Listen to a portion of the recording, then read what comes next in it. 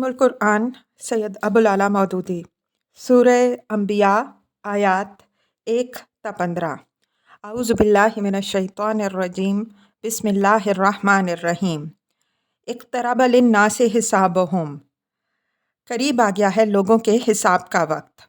تفسیر مراد ہے قرب قیامت، یعنی اب وہ وقت دور نہیں جب لوگوں کو اپنا حساب دینے کے لیے اپنے رب کے آگے حاضر ہونا پڑے گا۔ محمد صلی اللہ علیہ وسلم کی بعثت اس بات کی علامت ہے کہ نوع انسانی کی تاریخ اب اپنے آخری دور میں داخل ہو رہی ہے۔ اب وہ اپنے آغاز کی بنسبت اپنے انجام سے زیادہ قریب تر ہے۔ آغاز اور وسط کے مرحلے گزر چکے ہیں اور آخری مرحلہ شروع ہو چکا ہے۔ یہی مضمون ہے جس کو نبی صلی اللہ علیہ وسلم نے ایک حدیث میں بیان فرمایا ہے۔ آپ صلی اللہ علیہ وسلم نے اپنی 2 انگلیاں کھڑی کر کے فرمایا، بُعِثْتُ أَنَا وَالسَّاعَةُ كَهَاتَيْنِ، میں ایسے وقت پر مبعوث کیا گیا ہوں کہ میں اور قیامت ان 2 انگلیوں کی طرح ہیں، یعنی میرے بعد بس قیامت ہی ہے، کسی اور نبی کی دعوت بیچ میں حائل نہیں۔ سنبھلنا ہے تو میری دعوت پر سنبھل جاؤ، کوئی اور ہادی اور بشیر و نذیر آنے والا نہیں ہے۔ وَهُمْ فِي غَفْلَةٍ مُعْرِضُونَ، اور وہ ہیں کہ غفلت میں منہ موڑے ہوئے ہیں۔ تفسیر یعنی کسی تنبیہ کی طرف توجہ نہیں کرتے، نہ خود سوچنے پر وقت لگاتے ہیں کہ ہمارا انجام کیا ہونا ہے، اور نہ اس پیغمبر کی بات سنتے ہیں جو انہیں خبردار کرنے کی کوشش کر رہا ہے۔ مَا يَأْتِيهِم مِّن ذِكْرٍ مِّن رَّبِّهِم مُحْدَثٍ، ان کے پاس جو تازہ نصیحت بھی ان کے رب کی طرف سے آتی ہے۔ تفسیر یعنی قرآن کی ہر نئی صورت جو محمد صلی اللہ علیہ وسلم پر نازل ہوتی ہے اور انہیں سنائی جاتی ہے۔ إِلَّا اسْتَمَعُوهُ وَهُمْ يَلْعَبُونَ، اس کو بتکلف وہ سنتے ہیں اور کھیل میں پڑے رہتے ہیں۔ تفسیر وَهُمْ يَلْعَبُونَ کے 2 مطلب ہو سکتے ہیں، ایک وہ جو اوپر ترجمے میں اختیار کیا گیا ہے اور اس میں کھیل سے مراد یہی زندگی کا کھیل ہے جسے خدا اور آخرت سے غافل لوگ کھیل رہے ہیں۔ دوسرا مطلب یہ ہے کہ وہ اسے سنجیدگی کے ساتھ نہیں سنتے بلکہ کھیل اور تماشے کے طور پر سنتے ہیں۔ لاہیۃ قلوبہم، دل ان کے دوسری ہی فکروں میں منہمک ہے۔ وَأَسَرُّوا النَّجْوَى الَّذِينَ ظَلَمُوا هَلْ هَٰذَا إِلَّا بَشَرٌ مِّثْلُكُمْ، اور ظالم لوگ آپس میں سرگوشیاں کرتے ہیں کہ یہ شخص آخر تم جیسا ایک بشر ہی تو ہے۔ أَفَتَأْتُونَ السِّحْرَ وَأَنْتُمْ تُبْصِرُونَ، پھر کیا تم آنکھوں دیکھتے جادو کے پھندے میں پھنس جاؤ گے؟ تفسیر پھنستے جاتے ہو بھی ترجمہ ہو سکتا ہے اور دونوں ہی مطلب صحیح ہیں۔ سرگوشیاں کفار مکہ کے وہ بڑے بڑے سردار آپس میں بیٹھ بیٹھ کر کیا کرتے تھے جن کو نبی صلی اللہ علیہ وسلم کی دعوت کا مقابلہ کرنے کی بڑی فکر لاحق تھی۔ وہ کہتے تھے کہ یہ شخص بہرحال نبی تو ہو نہیں سکتا، کیونکہ ہم ہی جیسا انسان ہے، کھاتا ہے، پیتا ہے، بازاروں میں چلتا پھرتا ہے، بیوی بچے رکھتا ہے، آخر اس میں وہ نرالی بات کیا ہے جو اس کو ہم سے ممتاز کرتی ہے اور ہماری بنسبت اس کو خدا سے ایک غیر معمولی تعلق کا مستحق بناتی ہو؟ البتہ اس شخص کی باتوں میں اور اس کی شخصیت میں ایک جادو ہے کہ جو اس کی بات کان لگا کر سنتا ہے اور اس کے قریب جاتا ہے وہ اس کا گرویدہ ہو جاتا ہے۔ اس لیے اگر اپنی خیریت چاہتے ہو تو نہ اس کی سنو اور نہ اس سے میل جول رکھو، کیونکہ اس کی باتیں سننا اور اس کے قریب جانا گویا آنکھوں دیکھتے جادو کے پھندے میں پھنسنا ہے۔ جس چیز کی وجہ سے وہ نبی صلی اللہ علیہ وسلم پر سحر کا الزام چسپاں کرتے تھے، اس کی مثالیں آپ صلی اللہ علیہ وسلم کے قدیم ترین سیرت نگار محمد بن اسحاق المتوفی 152 ہجری نے بیان کی ہیں۔ وہ لکھتا ہے کہ ایک دفعہ عتبہ بن ربیعہ، ابو سفیان کے خسر ہند جگر خور کے باپ، نے سرداران قریش سے کہا، اگر آپ لوگ پسند کریں تو میں جا کر محمد صلی اللہ علیہ وسلم سے ملوں اور اسے سمجھانے کی کوشش کروں۔ یہ حضرت حمزہ رضی اللہ عنہ کے اسلام لانے کے بعد کا واقعہ ہے، جبکہ نبی صلی اللہ علیہ وسلم کے صحابہ کی تعداد روز بروز بڑھتی دیکھ کر اکابر قریش سخت پریشان ہو رہے تھے۔ لوگوں نے کہا ابو الولید تم پر پورا اطمینان ہے، ضرور جا کر اس سے بات کرو۔ وہ حضور صلی اللہ علیہ وسلم کے پاس پہنچا اور کہنے لگا، بھتیجے ہمارے ہاں تم کو جو عزت حاصل تھی تم خود جانتے ہو، اور نسب میں بھی تم ایک شریف ترین گھرانے کے فرد ہو۔ تم اپنی قوم پر یہ کیا مصیبت لے آئے ہو؟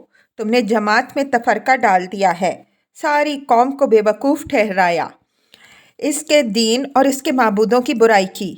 باپ دادا جو مر چکے ہیں ان سب کو تم نے گمراہ اور کافر بنایا۔ بھتیجے اگر ان باتوں سے تمہارا مقصد دنیا میں اپنی بڑائی قائم کرنا ہے تو آؤ ہم سب مل کر تم کو اتنا روپیہ دے دیتے ہیں کہ تم سب سے زیادہ مالدار ہو جاؤ۔ سرداری چاہتے ہو تو ہم تمہیں سردار مان لیتے ہیں، بادشاہی چاہتے ہو تو بادشاہ بنا دیتے ہیں، اور اگر تمہیں کوئی بیماری ہو گئی ہے جس کی وجہ سے تم کو واقعی سوتے جاگتے کچھ نظر آتا ہے تو ہم سب مل کر بہترین طبیبوں سے تمہارا علاج کرائے دیتے ہیں۔ یہ باتیں وہ کرتا رہا اور نبی صلی اللہ علیہ وسلم خاموشی سے سنتے رہے۔ جب وہ خوب بول چکا تو آپ صلی اللہ علیہ وسلم نے فرمایا، ابو الولید جو کچھ آپ کہنا چاہتے تھے کہہ چکے یا کچھ اور کہنا ہے؟ اس نے کہا، بس مجھے جو کہنا تھا میں نے کہہ دیا۔ آپ صلی اللہ علیہ وسلم نے فرمایا، اچھا اب میری بات سنو۔ بسم اللہ الرحمن الرحیم، حامیم تنزیل من الرحمن الرحیم۔ اس کے بعد کچھ دیر تک مسلسل آپ سورہ حامیم سجدہ کی تلاوت فرماتے رہے اور عتبہ پیچھے زمین پر ہاتھ ٹیکے غور سے سنتا رہا۔ 38ویں آیت پر پہنچ کر آپ نے سجدہ کیا اور پھر سر اٹھا کر عتبہ سے فرمایا، ابو الولید جو کچھ مجھے کہنا تھا وہ آپ نے سن لیا، اب آپ جانیں اور آپ کا کام۔ عتبہ یہاں سے اٹھ کر سرداران قریش کی طرف پلٹا تو لوگوں نے دور ہی سے اس کو آتے دیکھ کر کہا، خدا کی قسم ابو الولید کا چہرہ بدلا ہوا ہے، یہ وہ صورت نہیں جسے لے کر وہ یہاں سے گیا تھا۔ اس کے پہنچتے ہی لوگوں نے سوال کیا، کہو ابو الولید کیا کر آئے ہو؟ اس نے کہا، خدا کی قسم آج میں نے ایسا کلام سنا ہے کہ اس سے پہلے کبھی نہ سنا تھا، واللہ یہ شعر نہیں ہے، نہ سحر ہے، نہ کہانت۔ اے معاشر قریش میری بات مانو اور اس شخص کو اس کے حال پر چھوڑ دو، اس کی باتیں جو میں نے سنی ہیں رنگ لا کر رہیں گی۔ اگر عرب اس پر غالب آ گئے تو اپنے بھائی کا خون تمہاری گردن پر نہ ہوگا، دوسروں پر ہوگا، اور اگر یہ عرب پر غالب آ گیا تو اس کی حکومت تمہاری حکومت ہوگی اور اس کی عزت تمہاری عزت۔ لوگوں نے کہا، واللہ ابو الولید تم پر بھی اس کا جادو چل گیا۔ اس نے کہا، یہ میری رائے ہے، اب تم جانو اور تمہارا کام۔ ابن ہشام جلد اول۔ بیہقی نے اس واقعے کے متعلق جو روایات جمع کی ہیں ان میں سے ایک روایت میں یہ اضافہ ہے کہ جب حضور صلی اللہ علیہ وسلم حامیم سجدہ کی تلاوت کرتے ہوئے اس آیت پر پہنچے کہ فَإِنْ أَعْرَضُوا فَقُلْ أَنذَرْتُكُمْ صَاعِقَةً مِثْلَ صَاعِقَةِ عَادٍ وَثَمُودَ، تو عتبہ نے بے اختیار آگے بڑھ کر آپ صلی اللہ علیہ وسلم کے منہ پر ہاتھ رکھ دیا اور کہنے لگا، خدا کے لیے اپنی قوم پر رحم کرو۔ دوسرا واقعہ ابن اسحاق نے یہ بیان کیا ہے کہ ایک دفعہ قبیلہ اراش میں ایک شخص کچھ اونٹ لے کر مکہ آیا۔ ابو جہل نے اس کے اونٹ خرید لیے اور جب اس نے قیمت طلب کی تو ٹال مٹول کرنے لگا۔ اراشی نے تنگ آ کر ایک روز حرم کعبہ میں قریش کے سرداروں کو جا پکڑا اور مجمع عام میں فریاد شروع کر دی۔ دوسری طرف حرم کے ایک گوشے میں نبی صلی اللہ علیہ وسلم تشریف فرما تھے۔ سرداران قریش نے اس شخص سے کہا کہ ہم کچھ نہیں کر سکتے، دیکھو وہ صاحب جو اس کونے میں بیٹھے ہیں ان سے جا کر کہو وہ تمہارا روپیہ دلوا دیں گے۔ اراشی نبی صلی اللہ علیہ وسلم کی طرف چلا آیا اور قریش کے سرداروں نے آپس میں کہا، آج لطف آئے گا۔ اراشی نے جا کر حضور صلی اللہ علیہ وسلم سے اپنی شکایت بیان کی۔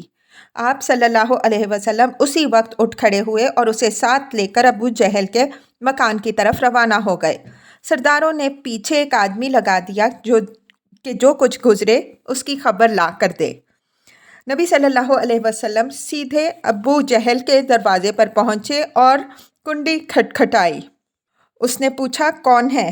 آپ صلی اللہ علیہ وسلم نے جواب دیا، محمد۔ صلی اللہ علیہ وسلم۔ وہ حیران ہو کر باہر نکل آیا۔ آپ صلی اللہ علیہ وسلم نے اس سے کہا، اس شخص کا حق ادا کر دو۔ اس نے جواب میں کوئی چوں چرا نہ کی، اندر گیا اور اس کے اونٹوں کی قیمت لا کر اس کے ہاتھ میں دے دی۔ قریش کا یہ حال دیکھ کر حرم کی طرف دوڑا اور سرداروں کو سارا ماجرا سنایا اور کہنے لگا، واللہ آج وہ عجیب معاملہ دیکھا ہے جو کبھی نہ دیکھا تھا۔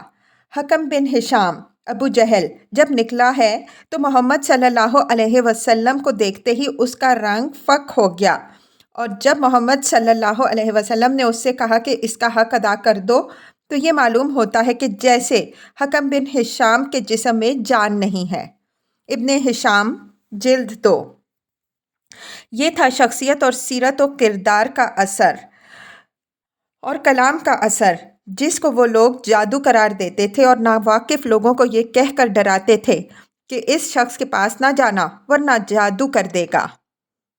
قال ربی یعلم القول فی السماء والارض۔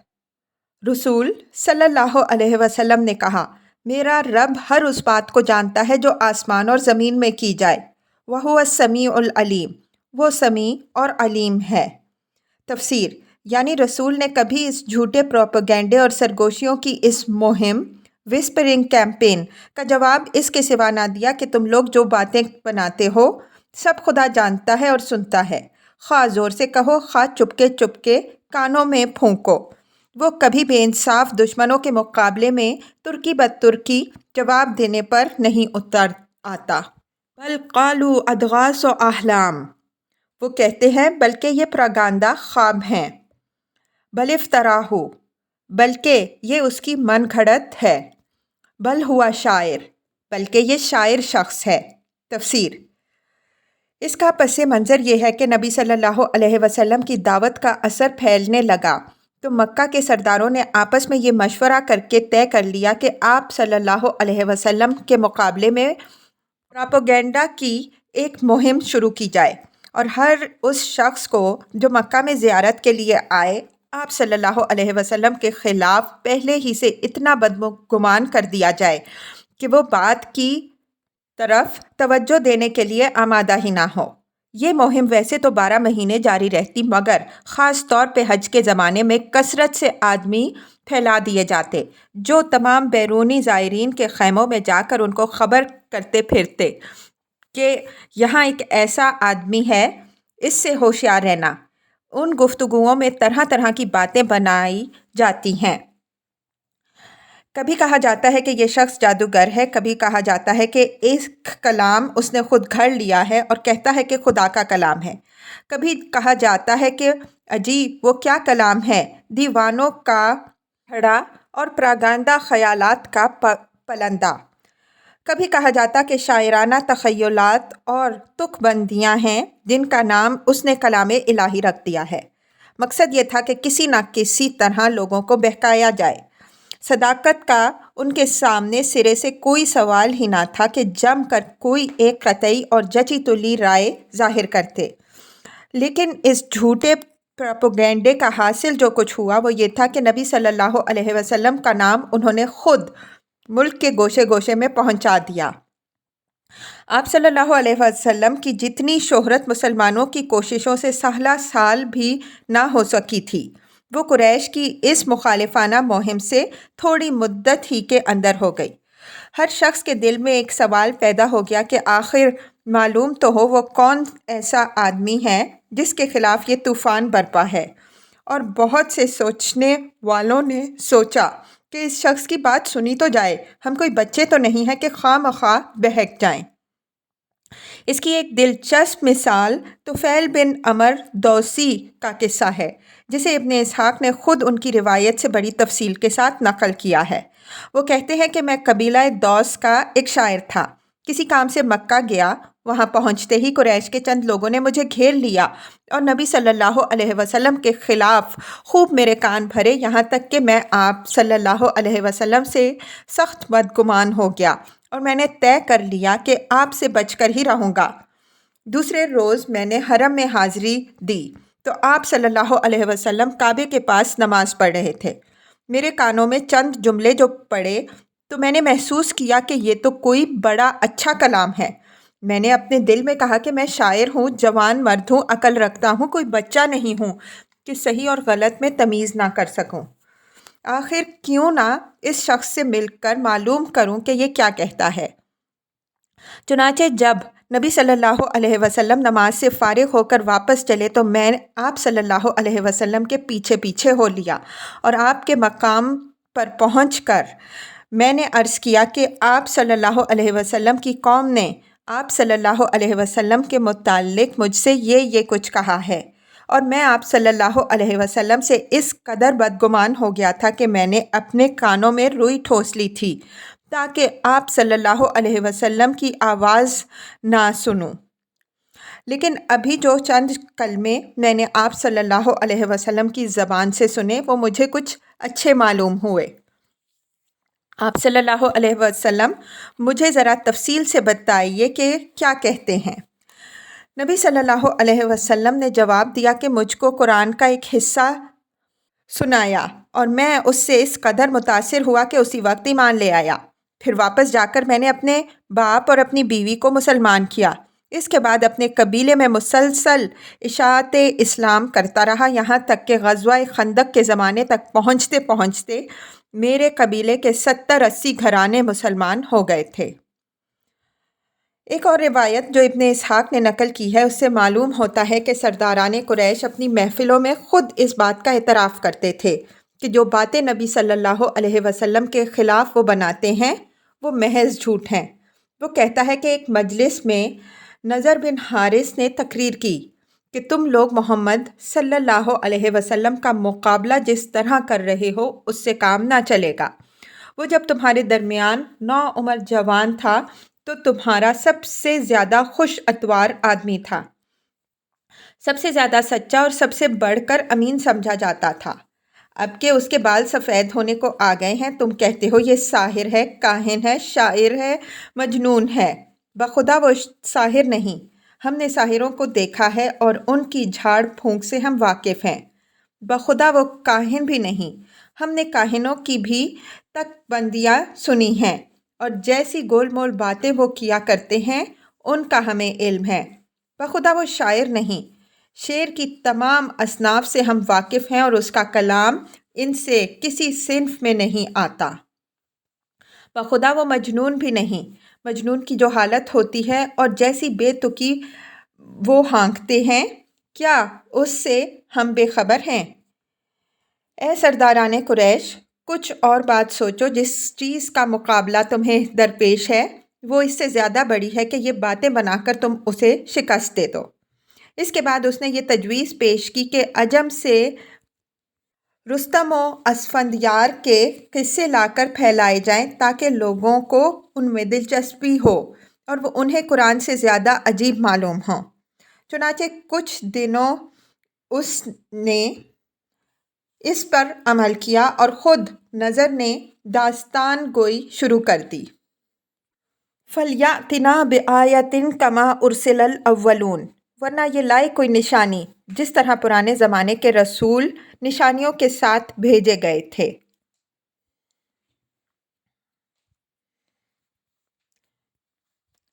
مَا آمَنَتْ قَبْلَهُم مِّن قَرْيَةٍ أَهْلَكْنَاهَا، حالانکہ ان سے پہلے کوئی بستی بھی جسے ہم نے ہلاک کیا ایمان نہ لائی۔ افہم یؤمنون، اب کیا یہ ایمان لائیں گے؟ تفسیر۔ اس مختصر سے جملے میں نشانی کے مطالبے کا جو جواب دیا گیا ہے وہ 3 مضمونوں پر مشتمل ہے۔ ایک یہ کہ تم پچھلے رسولوں کی سی نشانیاں مانگتے ہو مگر یہ بھول جاتے ہو کہ ہٹ دھرم لوگ ان نشانیوں کو دیکھ کر بھی ایمان نہ لائے تھے۔ دوسرے یہ کہ تم نشانی کا مطالبہ تو کرتے ہو مگر یہ یاد نہیں رکھتے کہ جس قوم نے بھی صریح معجزہ آنکھوں سے دیکھ لینے کے بعد ایمان لانے سے انکار کیا ہے وہ پھر ہلاک ہوئے بغیر نہیں رہی ہے۔ تیسرے یہ کہ تمہاری منہ مانگی نشانی نہ بھیجنا تو تم پر خدا کی ایک بڑی مہربانی ہے۔ اب تک تم انکار پر انکار کیے جاتے رہے اور مبتلائے عذاب نہ ہوئے۔ کیا اب نشانی اس لیے مانگتے ہو کہ ان قوموں کا سا انجام دیکھو جو نشانیاں دیکھ کر بھی ایمان نہ لائیں اور تباہ کر دی گئیں؟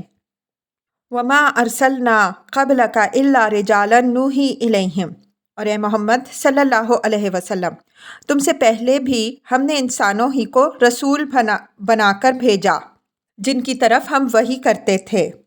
تفسیر، یہ جواب ہے ان کے اس قول کا کہ یہ شخص تم جیسا ایک بشر ہی تو ہے۔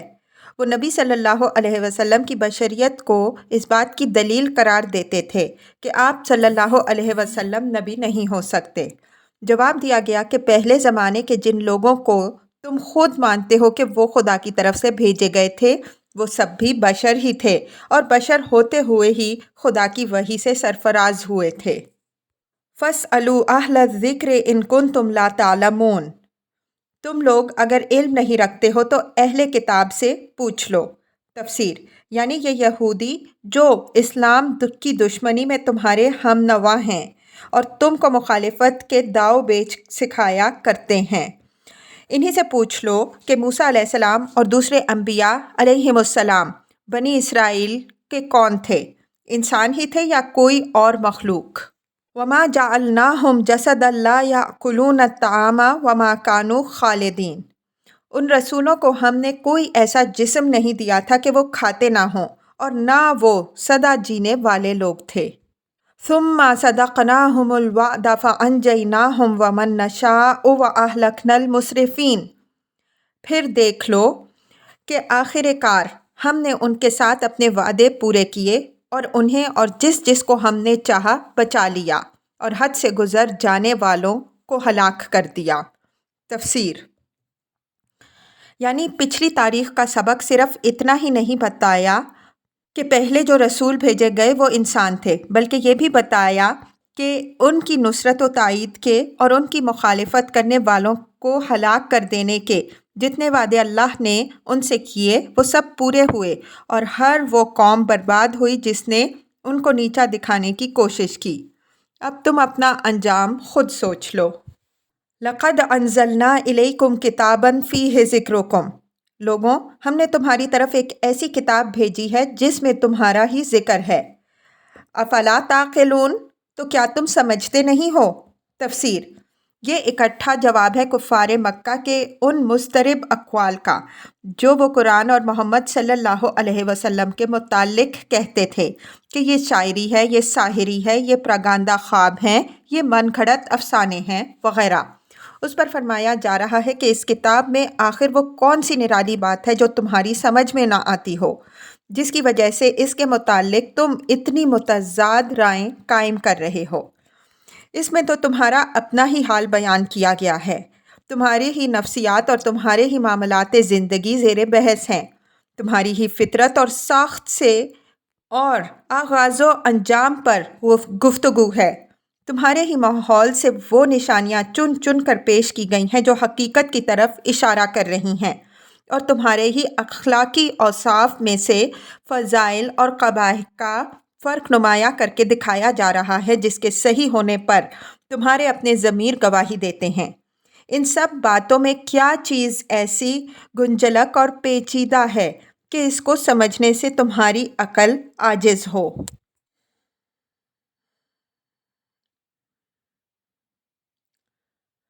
وَكَمْ قَصَمْنَا مِنْ قَرْيَةٍ كَانَتْ ظَالِمَةً، کتنی ہی ظالم بستیاں ہیں جن کو ہم نے پیس کر رکھ دیا۔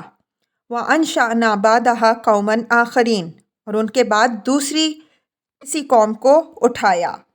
فَلَمَّا أَحَسُّوا بَأْسَنَا، جب ان کو ہمارا عذاب محسوس ہوا۔ تفسیر، یعنی جب عذاب الہی سر پر آ گیا اور انہیں معلوم ہو گیا کہ آ گئی شامت۔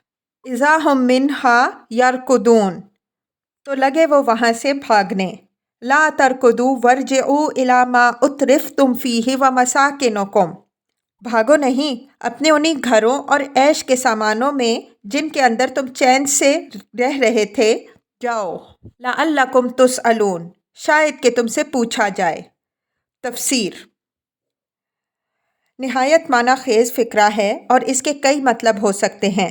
مثلاً ذرا اچھی طرح اس عذاب کا معائنہ تو کر لو تاکہ کل کوئی اس کی کیفیت پوچھے تو ٹھیک بتا سکو۔ اپنے وہی ٹھاٹھ رکھو اور پھر مجلسیں گرم کرو، شاید کہ اب بھی تمہارے قدم و خشم ہاتھ باندھ کر پوچھیں کہ حضور کیا حکم ہے، اپنی وہی کونسلیں اور کمیٹیاں جمائے بیٹھے رہو۔ شاید اب بھی تمہارے عاقلانہ مشوروں اور مدبرانہ آراء سے استفادہ کرنے کے لیے دنیا حاضر ہو۔ قالوا یا ویلنا انا کنا ظالمین، کہنے لگے کہ ہائے ہماری کم بختی، بے شک ہم خطاوار تھے۔ فما زالت تلک دعواہم حتی جعلناہم حصیدا خامدین، اور وہ یہی پکارتے رہے یہاں تک کہ ہم نے ان کو کھلیان کر دیا، زندگی کا ایک شرارہ تک ان میں باقی نہ رہا۔